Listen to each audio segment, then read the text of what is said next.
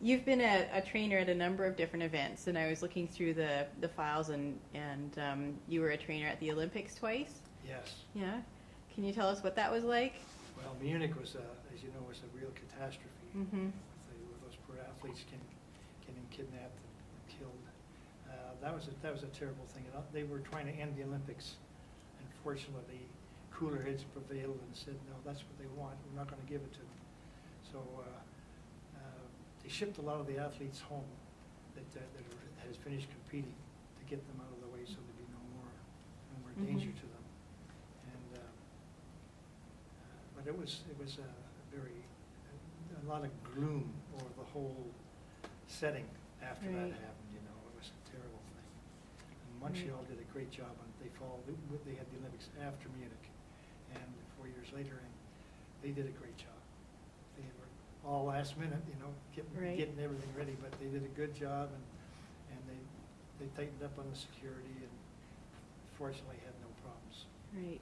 Did you treat athletes from all different countries there? Yes, we used to, not so much at the Olympics, although I don't know why, but sometimes we had a lot of Americans coming in. We didn't know because they thought we were better at our jobs than what they had with them, or what. I don't know. I don't know what it was, but they were very thankful. And we used to come and we used to get the odd American. We'd get some of the European kids too.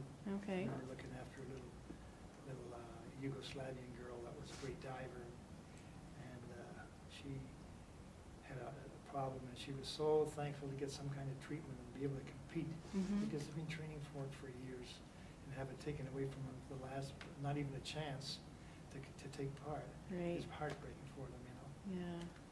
But it was a lot of fun. It was really great. Okay. All right. What was it like to be a Canadian trainer at some of those international events? It was very interesting. The athletes were very easy to get along with.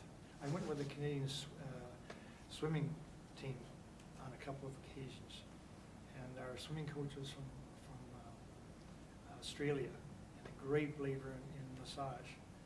So the first time I went, there was two of us, and we used to massage the athletes from morning till evening.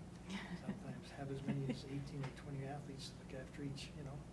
So that was really heavy duty stuff, you know. Yeah. Was there anyone to take care of you after you'd spent all day massaging? We needed it, but we used to go down to the pub or something like that. Okay. That was always a relaxer, you know. Right. Yeah.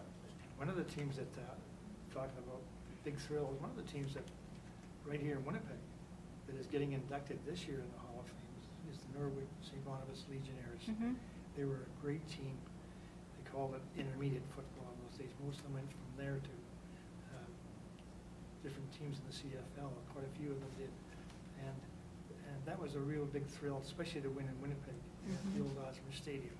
Right. And they had a great crowd, 6,000 people there, and it was just the biggest crowd that our team had ever played in front of. And then to have such a nice win, to win the whole thing, it was quite a thrill. So you were a trainer for the Legionnaires? Yes, I was. Yes. Okay.